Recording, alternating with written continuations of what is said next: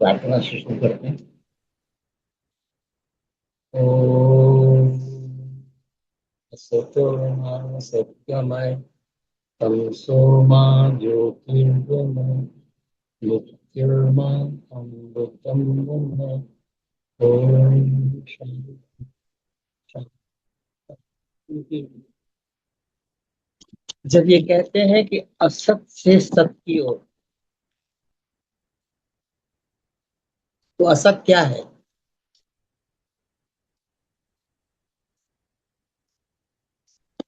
अज्ञान हमारा असत। हमारा ये आशीर्वाद, हमारा ये परिचय कि मैं शरीर हूं या शरीर मेरा है, ये परिचय, बस यही अज्ञान है। अब बहुत लंबी चौड़ी कथा नहीं कहेंगे, इतना ही समझ लो कि स्वयं का जो परिचय है वही अज्ञान है। ना तुम शरीर हो ना शरीर तुम्हारा है। बहुत सिंपल सी चीज। लेकिन इससे क्या हो जाएगा? इससे हो क्या जाएगा? अगर तुम शरीर नहीं हो और शरीर भी तुम्हारा नहीं है,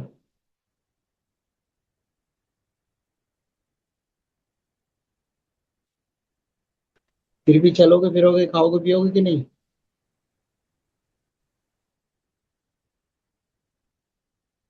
अरे सब कुछ होगा और सहजता से होगा। बल्कि जब तुम नहीं हो, शरीर नहीं हो, मैं नहीं, तो मनचाहा और अनचाहा दोनों हट गया।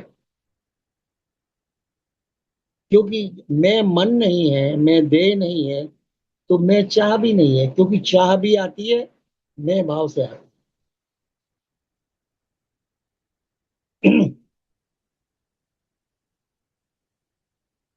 तो मन चाहा भी नहीं है, अनचाहा भी नहीं है, तो प्रभु चाह तो पहले से हो रहा है। तभी तो तुम्हारा जन्म हुआ, नहीं तो क्यों जन्म होता? तुम्हारी चाह से जन्म हुआ, ये बता।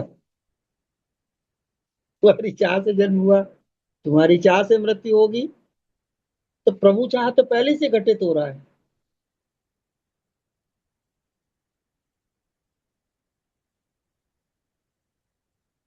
अब देखो जिंदगी कितनी डिफरेंट हो जाए।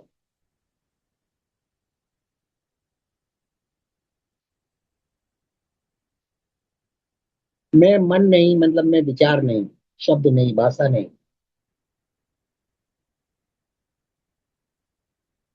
न आकार ये स्थूल आकार शरीर, यानी मन भी, ब्रेन भी, सूक्ष्म शरीर भी प्रकृति है, स्थूल शरीर भी प्रकृति। कारण शरीर परमात्मा है। लेकिन भाषा के द्वारा जो विचार, जो हमारा मेंटल इमेज बनता संसार का, या जो साइकोलॉजिकल रिलेशनशिप बनती है, इमोशनल रिलेशनशिप, सारी इमोशंस आती साइकोलॉजी से। क्रोध, ईर्ष्या, डर, दुख, उससे पहले मन इंटरप्रेट कर देता है ये घटना क्रोध की है, ये दुख की है, ये ईर्ष्या की है, ये कंपटीशन की है, ये जीत की है, ये हार की है। अब तुम मन नहीं हो, शरीर नहीं, तो इंटरप्रिटेशन कौन करेगा? अब इंटरप्रिटेशन तुम्हारे लिए मीनिंगलेस हो गया, क्योंकि मन तो हो नहीं तुम। तो इंटरप्रिटेशन कौन करेगा घटनाओं का? तो क्या करते हैं, मन को उठा के रख दो भाई। तुम्हारा जरूरत पड़ेगी परिचय की, तुम बताओगे कि ये हरा रंग है, तो हरा रंग हम समझेंगे, लाल है बाहर जाएंगे तो ये जानवर है, ये पक्षी है। जरूरत पड़ेगी, क्योंकि मन के पास ही सभी की परिभाषाएं हैं। सबकी डिक्शनरी मन के पास है। तो बाजार में निकलोगे तो मन की जरूरत पड़ेगी, डिक्शनरी की जरूरत पड़ेगी, रिश्तों में पड़ेगी।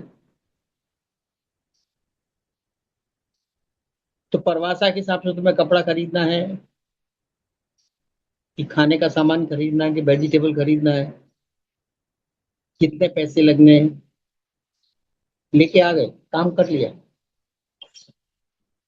अब खाना खा लिया, कपड़े भी धो लिए, अब क्या करोगे?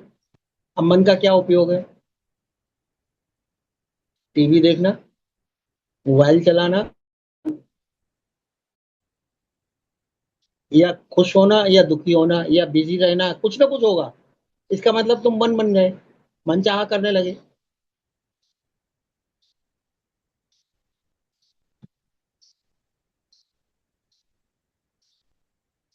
और तुम्हें मुक्ति चाहिए, एनलाइटनमेंट चाहिए, और मन को भी चाहिए, भगवान भी चाहिए, एनलाइटनमेंट, उसे सब चाहिए, पूरी दुनिया चाहिए। खाना पीना से लेके, रिश्ते नाते से लेके, हर चीज, दुनिया की लास्ट चीज परमात्मा, वो भी उसे चाहिए।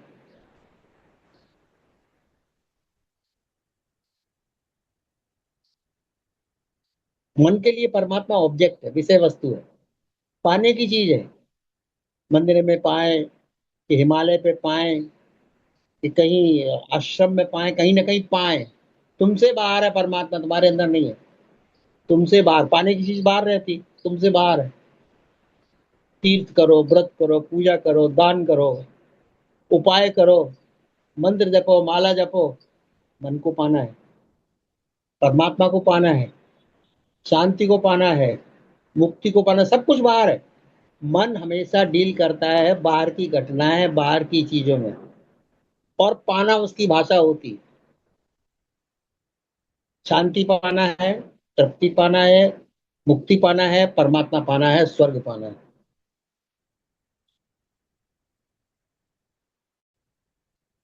और जब तुम मन नहीं हो, तो क्या पाना है, जरा बताओ। भोजन का सामान तो तुम खरीद लाए, रोटी बना भी ली, खा भी ली, अब क्या पाना है तुम्हें?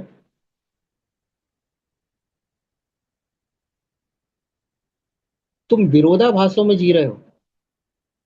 सत्संग में तो सीख लेते हो कि मैं मन नहीं हूँ, शरीर नहीं, लेकिन जीते ऐसे ही कि मैं मन और शरीर हूँ।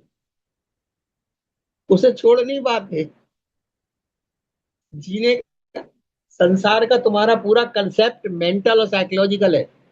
दुनिया, तुम्हारी सारी दुनिया संसार की मेंटल दुनिया, मेंटल प्रेजेंटेशन, जो माइंड प्रोजेक्ट करे वो दुनिया।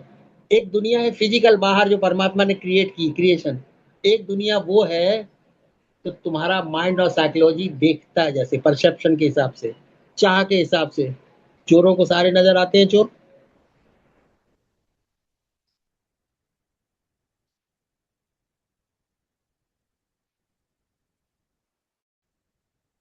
तो एक कलर्ड विजन हो जाता है, मन एक कलर्ड, पर्टिकुलर चाह से विजन कलर्ड कर देता है। ये पाना है तो वही चाह लगी रहेगी तुम्हें। कोई कपड़ा खरीदना, तो बाजार में जाओ, चारों तरफ कपड़े की दुकानों पर तुम्हारा टेंशन जाएगा। जूते खरीदने तो शू शू की दुकान पर ही तुम्हारा टेंशन जाएगा। जो करना है उसी पे ध्यान रहेगा। इसका मतलब एक दुनिया फिजिकल वर्ल्ड है, और एक दुनिया मेंटल एंड साइकोलॉजिकल वर्ल्ड है। फिजिकल दुनिया तो तुम्हारा पेट भर गया, जी लिया, खत्म। अब मेंटल और परसेप्शन की दुनिया तुम जी रहे हो, साइकोलॉजिकल दुनिया। अच्छा, जीत हार सब वही है। ईर्ष्या, जलन, सुख दुख, जीत हार, सब वहीं पे हो रही। और जो चौथा है आध्यात्मिक, वहां कुछ भी नहीं हो रहा है। वहां शुद्ध चेतना है, ओनली अवेयरनेस है। एक बाहर की दुनिया, मन का प्रक्षेपण, साइकोलॉजिकल दुनिया, सब उसके अंदर आ रहे हैं और जा रहे हैं, प्रकट हो रहे हैं, प्रकट हो रहे हैं, वो कुछ नहीं कर रहे। वो इंटरप्रिटेशन भी नहीं करती, ये घटना क्या है उसका इंटरप्रिटेशन अवेयरनेस के पास नहीं है। अवेयर है बस, हो रही है। इंटरप्रिटेशन तो मन ही करता है ना, अच्छी है बुरी है। साक्षी क्या करता, कुछ भी, बस है, हो रहा है बस। वो स्वयं है, और बाकी सब तीनों तल हो रहा है, अपीयरेंस एंड डिसअपियरेंस। अब अगर अटेंशन वहां जी रहा है, तो कोई मूल्यांकन नहीं करेगा, क्योंकि उसकी वो दुनिया कुछ है ही नहीं, उसके लिए कोई डेफिनेशन नहीं। जब तक तुम्हारा प्रोजेक्शन नहीं होगा दुनिया का, कोई डेफिनेशन नहीं तुम्हारे लिए। मेंटल और साइकोलॉजिकल प्रेजेंटेशन ही हमारी दुनिया है। रिश्ते हैं, नाते हैं, जगह है, जरूरत है, अरेंजमेंट करना है, चीजों को बनाना है, धन संग्रह करना, रिश्ते संग्रह करना, यहाँ जाना, वहां जाना, इवेंट अटेंड करना, ये सब क्या है? फिजिकल वर्ल्ड तो सबके लिए एक है, लेकिन सबके लिए बाहर के काम एक नहीं है। तुम्हारी नौकरी अलग है, एक्स की नौकरी अलग है, वाई की अलग है, जेड की अलग है। कोई घर में काम करना, कोई ऑफिस में काम करना, कोई पैसा कमाना, कोई घर चलाना, सबके अपना अपना है। तो जो मेंटल दुनिया है सबकी अलग अलग है, साइकोलॉजिकल दुनिया है सबकी अलग अलग है। एक दुनिया सबकी फिजिकल एक ही है। तुम्हारे सराउंडिंग में जो शहर है, जो बिल्डिंग है, उस लोग के लिए एक ही जैसा है। लेकिन मेंटल लेवल पे सबके लिए अलग है, साइकोलॉजिकल लेवल पे सबकी अलग। कैसे तुम इंटरप्रिटेशन करते हो और कैसे तुम रिएक्शन करते हो, ये माइंड ऑन फैक्ट है। क्या हमारी हैबिट है? दारू वाले, अच्छा अभी के लिए जगह क्या होगी, उसकी दुनिया का क्या परसेप्शन है?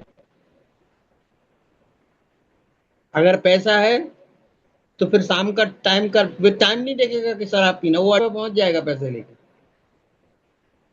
और नहीं है तो मेहनत करेगा, कमाएगा, इतना जैसे ही हो गया एक बोतल का उसका क्वार्टर का, वो पहुंच जाएगा अड्डे पे। नहीं होगा तो घर में मारपीट करेगा, छीना झपटी करेगा, चोरी करेगा, कुछ भी करेगा। अब उसका उसका दुनिया का परसेप्शन क्या है शराबी का? कुछ नहीं। शराब के नशे में धुत रहो बस।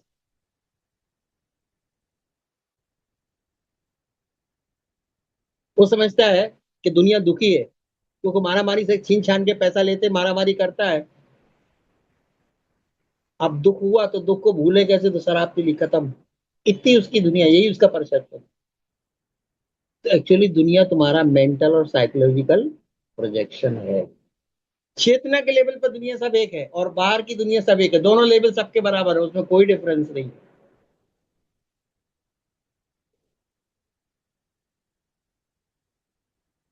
शिखा के लिए इसकी दुनिया इसकी ससुराल और रिश्ते नाते, और रिया के लिए इसकी ससुराल और उसके रिश्ते नाते, इनका व्यवहार उसका, वही उसका परसेप्शन बन जाएगा। दुनिया अच्छी है तो अच्छी है, बुरी है तो बुरी है, ऐसी है तो ऐसी है, वैसी है तो वैसी। मतलब ससुराल और रिश्ते नाते और उनका व्यवहार इसके प्रति, या इसका इनका व्यवहार, ऐसी सिखा का अपना। तो ये दुनिया की अलग हो गई। तो ये दुनिया तुम्हारे मेंटल और साइकोलॉजिकल प्रोजेक्शन पे आ गई। बाहर की दुनिया, the fourth and the first consciousness, वो ये सबकी, वो अनडिवाइडेड है, एक जैसी है। बाहर रात है तो रात है, दिन है तो दिन है, सुबह है तो सुबह, शाम है तो शाम है, सर्दी है तो सर्दी है, गर्मी है तो गर्मी है। लेकिन जब एडिक्शन की बात रहेगी, देखो एडिक्शन साइकोलॉजिकल है। हमें आदत है, खाने की आदत है, चाय पीने की आदत है, ऐसा करने की आदत है, नशा करने की आदत है, तो फिर हम अपनी आदतों से जिएंगे।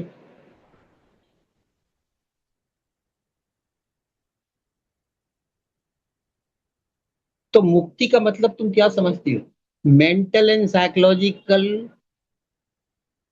कलर्ड वर्ल्ड से मुक्ति। मेंटल और साइकोलॉजिकल की जो कलर्ड दुनिया है तुम्हारी, और तुम्हारा जो परसेप्शन है, देखने की नजरिया है, दृष्टि है, वो सबकी अलग अलग है। वही दुख है सब कुछ। बाहर कुछ दुख नहीं है और चेतना के लेवल पे कोई दुख नहीं, कोई संघर्ष नहीं।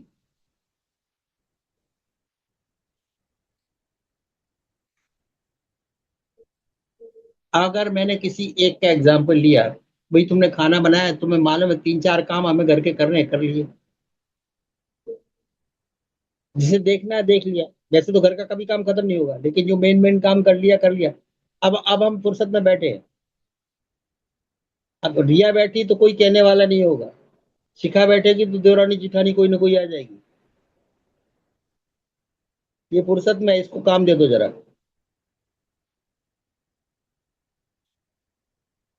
अब यहाँ देखो दुनिया की दोनों की अलग अलग हो गई, सेम सेम सत्संग अटेंड करते हुए भी चौथा लेवल दुनिया के लिए है, पहला लेवल एक है, दूसरा तीसरे में सब गड़बड़।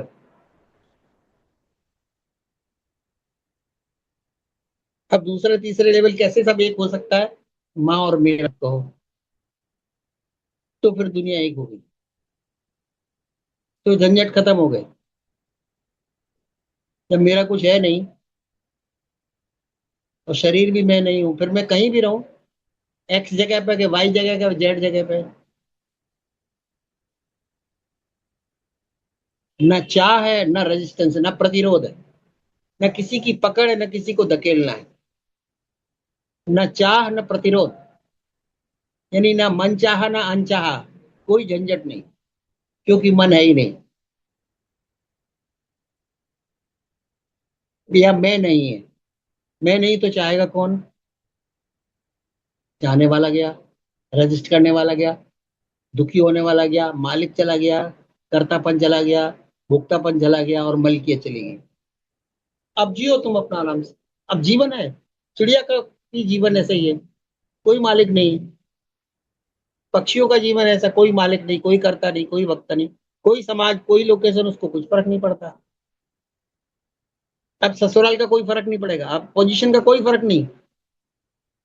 साइकोलॉजिकल और मेंटल में आई नहीं है कहीं भी, तो फिर किसी भी जगह रहो, कोई सास ससुर देवरानी जिठानी बने रहे, कोई रिश्ते बने रहे, कोई अच्छा का है बुरा का, जब कोई मतलब ही नहीं है कि किसको अच्छा लगता है किसको बुरा लगता है। मैं कोई तो सब गड़बड़ है, मैं कोई तो अच्छा लग रहा, मैं कोई तो सब बुरा लग रहा, तो तुम हमेशा मुक्त हो ना। पहले और चौथे लेवल को जी रही, देखो खाना पीना का अरेंजमेंट, घर का सिर छुपाने का जगह कपड़ा कर लिया, बस फिर तो चेतना तो तुम हो ही। मुक्त होना नहीं है, मुक्त अपने मेंटल और साइकोलॉजिकल जो इमेज बना लेती दुनिया की, वो जो स्टैंडर्ड सेट करती हो, मेरा ये स्टैंडर्ड है, ऐसे कपड़े पहनना इस समाज में, ये खाना खाना, ये बातचीत करना, ऐसे लोगों में उठना बैठना, ये कौन किसने तय किया ये स्टैंडर्ड भाई? ये जो दो दुनिया है, साइकोलॉजिकल और मेंटल, साइकोलॉजिकल आदत है और मेडिकल तुम्हारा अंडरस्टैंडिंग, इंटरप्रिटेशन, अंडरस्टैंडिंग और हैबिट्स। अच्छा, मेंटल में क्या फर्क पड़ता है? जहाँ डिजायर आ गई तो एकदम मेंटल दुनिया बदल जाएगी। हमारे पास 10 डिजायर है पूरी करने को, तुम्हारे पास 5 डिजायर है, तुम अपनी डिजायर पूरी करने में लगे, हम अपने, दुनिया बदल गई। और डिजायर कब होगा? जब मैं होगा। अच्छा, मैंने कहा तुम 4 घंटे के लिए मैं को खूंटी पर टांग दो, अब डिजायर नहीं करना। अब क्या रह गई दुनिया तुम्हारी? कुछ नहीं। शरीर को जरूरत पड़ी तो खाना खा लिया, पानी पी लिया, कपड़े पहन लिए, नहा लिया, धो लिया, अब बैठे। अब राम नाम भी कहने की जरूरत नहीं। किसके लिए राम नाम? क्यों राम नाम कहेंगे? क्योंकि चेतना तो हमेशा मुक्त है, चेतना तो हमेशा मुक्त है। और बाहर का वातावरण तुम बदल नहीं सकते। तो मतलब बाहर एक प्रकृति है और अंदर है परमात्मा, बीच का जो तुम्हारी बनाई हुई दुनिया है, भाषा की बनाई हुई, समाज की बनाई हुई, वो सब गड़बड़ करिए। Is it okay? क्या ये समझ में आ गई? एकदम क्रिस्टल क्लियर हो जाए गड़बड़ी कहाँ पर है और करेक्शन कहाँ करना है।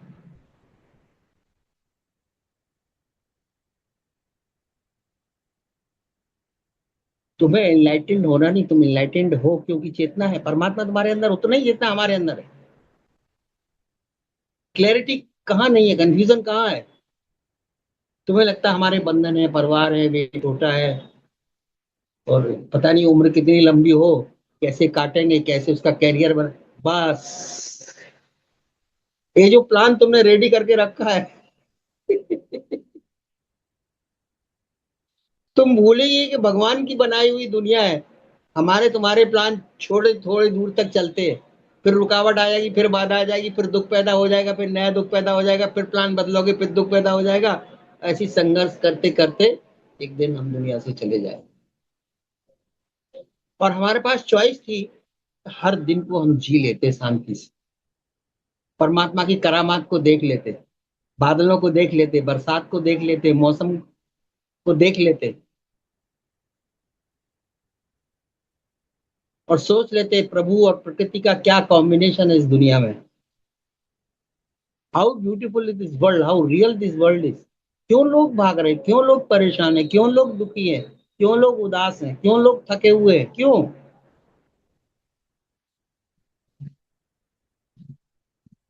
तो वो थकान तुम्हारी दवाई से जाएगी कि अंडरस्टैंडिंग से जाएगी?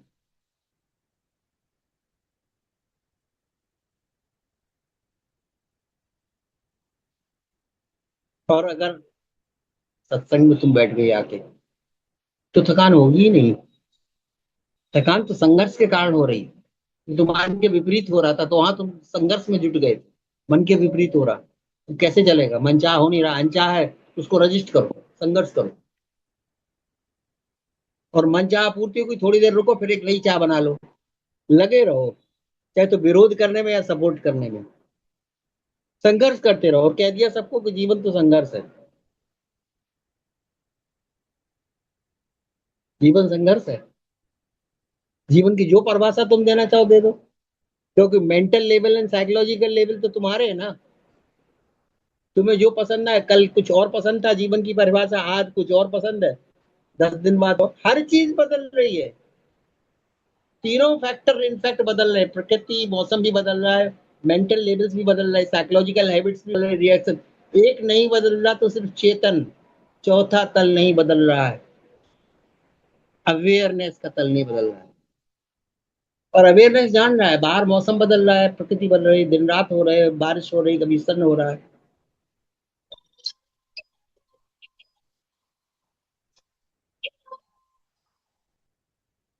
ये सब बदलता चला जाता है। क्या नहीं बदलता? सब अपियर हो रहे, सब डिसअपियर हो रहे, तुम जान रहे हो बस। तुम ये डिस्क्रिप्शन नहीं जान रहे, सिर्फ अपियरेंस डिसअपियरेंस जान रहे हो। अपियर हुआ, ये डिसअपियर हुआ, ये अपियर हुआ, ये डिसअपियर हुआ। घटना आई और गई, घटना अच्छी थी, बुरी थी, कैसी थी, काली थी, गोरी थी, नहीं। पक्षी कौन सा था ये भी नहीं। ये डिस्टिंक्शन सिर्फ माइंड के पास है। अवेयरनेस के पास डिस्क्रिप्शन और डिस्टिंक्शन नहीं है किसी भी चीज का। ना अच्छे बुरे का है, बस एपियरेंस एंड डिसअपियरेंस का है। चीज आ गई सामने, अपियर हो गई, गई डिसअपियर हो गई, बस इतना ही है। साउंड अपियर हो गई, चली। साउंड किसकी थी? पक्षी की थी, आदमी की थी, कि गाड़ी की थी? ये अवेयरनेस नहीं इसको डिस्टिंग्विश करती, इसको सिर्फ माइंड डिस्टिंग्विश करता है। उसके लिए तो साउंड थी, लाइट थी, बस इन जनरल। और वो देखती नहीं, अवेयरनेस अवेयरनेस होती है बस। देखने का काम, जब वही अवेयरनेस दृष्टा बन जाती है, तब देखने के काम में लग जाती है, विटनेसिंग। अदरवाइज वो तो साक्षी है, बस उसकी मौजूदगी में सब हो रहा है। वो कुछ नहीं कर रही, न कुछ कर रही, न कुछ करने में बाधा दे रही। उसकी मौजूदगी के कारण, जैसे कैटेलिस्ट के कारण केमिकल रिएक्शन होती है, कैटेलिस्ट केमिकल रिएक्शन में पार्टिसिपेट नहीं कर, इसीलिए उसका नाम कैटेलिस्ट। बस उसकी मौजूदगी में रिएक्शन हो जाती है, इट कैटेलाइजेस द रिएक्शन। चेतना की मौजूदगी में प्रकृति काम कर रही, बस इतना है। तो जब तुम अच्छा बुरा कह रही हो, मान अपमान कह रही हो, ये कहाँ की घटना है? ये चेतना की घटना नहीं है, न ये दृष्टा की घटना है, मन की घटना है। मान अपमान की घटना है, मन की घटना है, मन का डिस्क्रिप्शन है। हार जीत मन का डिस्क्रिप्शन है। इसका मतलब तुम मन को जी रहे हो। भले तुम दृष्टा बने हो, लेकिन तुम्हारा आई कहाँ पर है? माइंड में है, मेंटल लेवल पे है। दृष्टा में आई है तो वो न्यूट्रलिटी आ जाती फिर दिस साइड दैट साइड नहीं, फिर only one side. Observing only, observing observing observing.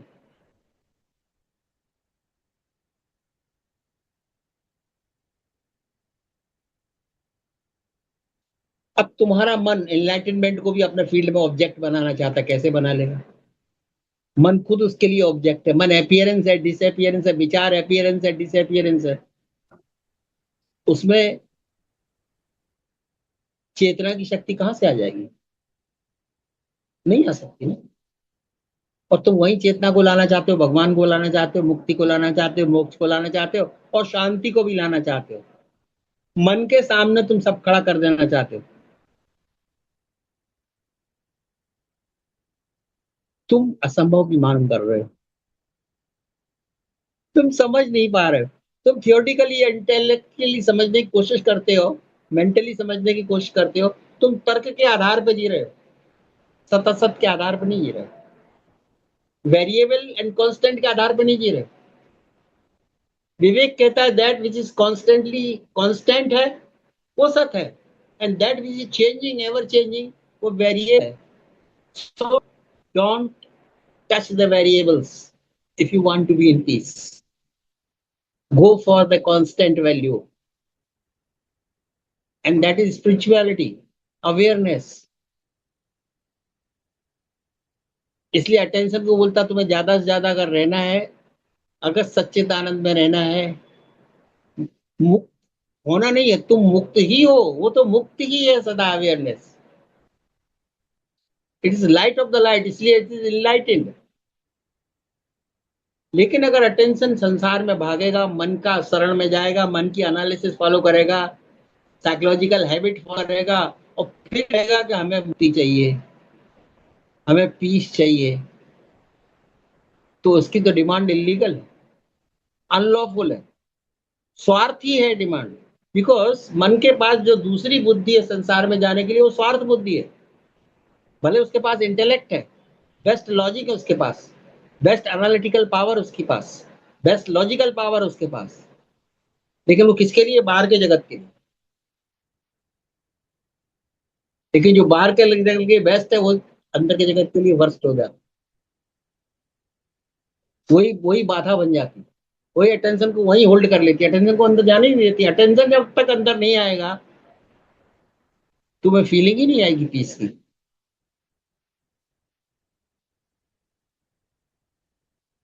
Attention तो जिसके संग रहेगा उसके रंग दिखाएगा, मन के संग रहेगा मन के रंग दिखाएगा, साइकिक इमोशंस के साथ रहेगा तो इमोशन के रंग दिखाएगा, विचारों के साथ रहेगा तो विचारों के रंग दिखाएगा, कृत्य के साथ रहेगा तो कृत्यों के रंग दिखाएगा.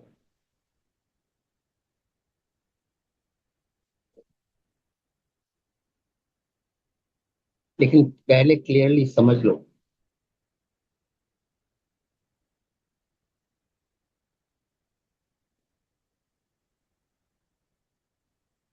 चरम वृत्ति क्या है,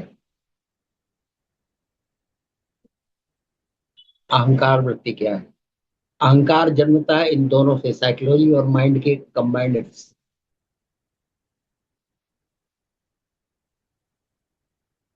और चरम वृत्ति जब इस अहंकार को तोड़ के, अब ऐसा समझ लो कि तुम जंगल में एक कैंप फायर कर रहे हो, लकड़ियां जला रहे हो, अंधेरा भी है, ठंडी भी है, तो लकड़ियां इकट्ठी की तुम जलाई, और एक लकड़ी से सब सब लकड़ियां तुम फायर में डालते चले जा रहे हो, है ना. फायर खूब जल रही, सारी लकड़ियां तुमने जला दी. लास्ट में वो लकड़ी जो फायर में जलाने के लिए तुम यूज कर रहे थे, दैट स्टिक इज, वो भी जला देती, क्योंकि वो स्टिक बनी रहेगी, तुम्हें बना रहेगा. वो मैं जो था वो सब आग को जला रहा था, इकट्ठा कर रहा था, अरेंजमेंट कर रहा था चीजों को. लेकिन एंड पे उसी फायर में उस मैं वाली लकड़ी भी जल जानी चाहिए. मैं वाली लकड़ी जल जाए, फिर जो बचेगा,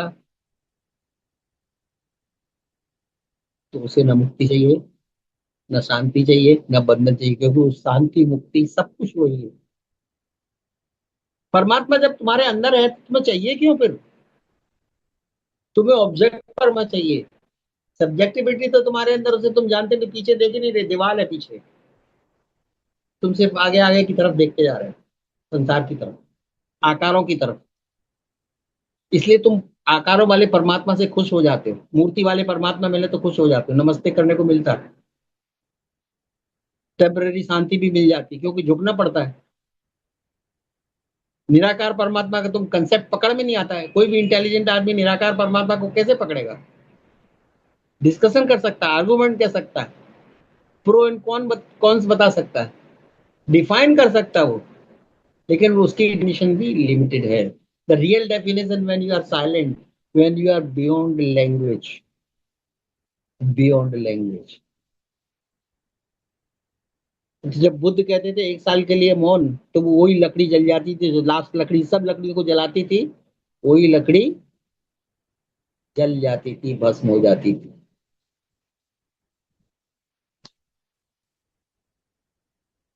चरम लास्ट आई, आई भौतिक eye, mental eye, psychological eye, and last eye, जिसने सब देख लिया, अब बोलता अब किसी की कोई जरूरत नहीं. जिस दिन आई ये कह दे कि किसी चीज की कोई जरूरत नहीं, उस दिन आई यूजलेस हो गई। और उसी दिन मुक्ति। आई ही ऑब्स्टन थी। इंटेलिजेंट आर्गुमेंट कौन दे रहा था? वो आई दे रही।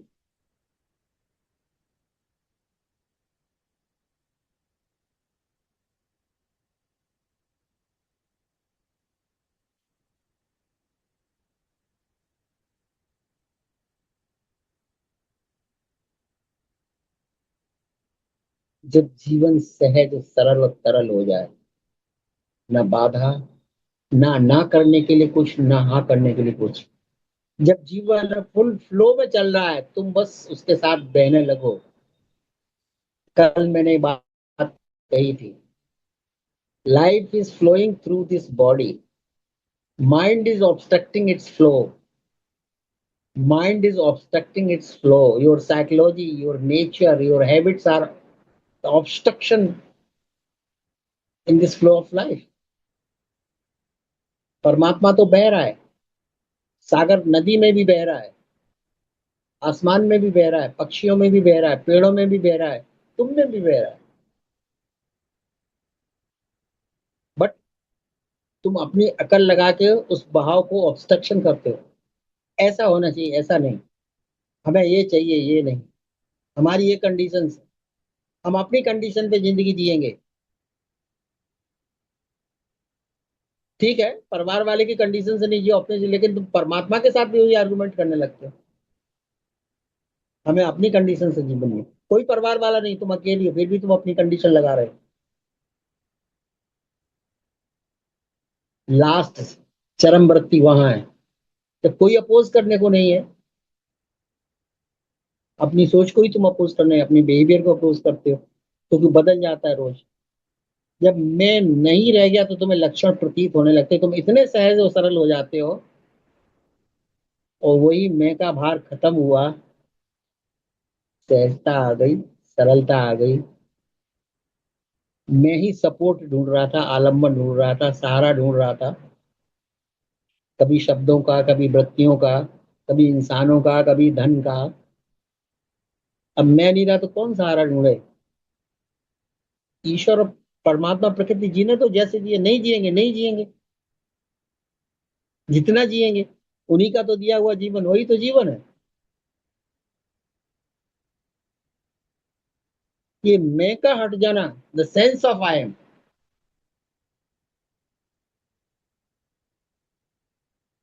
अगर पूरी तरह से ना हटा पाओ तो जरा हटा के बैठ के किनारे से देखो, let the river flow, let the river, let the life river flow through this body.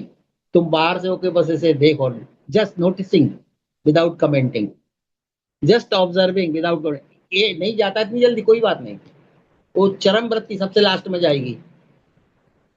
आई की वृत्ति चरम वृत्ति है, लास्ट तक रहेगी। Let the life flow through this body. या 2-2 घंटे के लिए तुम एक्सपेरिमेंट कर सको, 2 घंटे हम बिल्कुल इंटरवेन नहीं करेंगे, ना विचार द्वारा, ना चाह द्वारा, ना ऑब्स्ट्रक्शन द्वारा, ना लैंग्वेज के द्वारा, ना कोई सोचने ही नहीं कुछ। किस चीज का उपाय सोचना तुम्हें? कुछ नहीं। खाना मिल रहा ना, छत है ना, रोटी कपड़ा मकान है, बस अब क्या सोचना?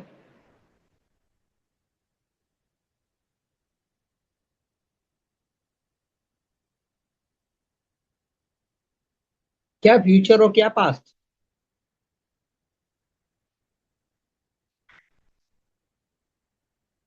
ये सब मन के डिवीजन है। मन नहीं तो डिवीजन नहीं। फिर जिंदगी अखंड वृत्ति हो जाती, क्या हो जाती है? अखंड वृत्ति, कंटिन्यूअस फ्लो। फिर प्रकृति परमात्मा दोनों मिल गए, कोई डिवीजन नहीं। हम बस जान रहे, आई को बाहर निकाल दिया। वो आई कभी अंदर था ही नहीं, आई घुसड़ गया था, हम ही लोगों ने निकाल निकाल के भाषा बना के। ठीक है, भाषा की उपयोगिता इतनी, लेकिन वो इतनी हावी हो गई कि बिना आई के चल ही नहीं पा रहा था शरीर, बिना आई के मन सोच ही नहीं पा रहा था। जैसे 2 घंटे तक नोटिफिकेशन नहीं देखेंगे तो कोई बहुत बड़ा नुकसान हो, बहुत बड़ा नुकसान हो जाएगा तुम्हें। है? मैसेज नहीं पढ़ेंगे अगर 4 घंटा तक, किसकी फोन आई, मिस कॉल नहीं देखेंगे, तो लाखों करोड़ों का नुकसान हो जाएगा तुम्हें।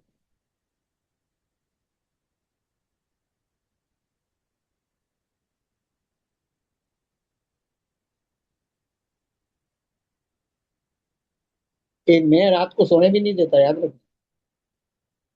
जो सोने में गड़बड़ी हो रही ना, किसी दूसरे को दोष नहीं देना।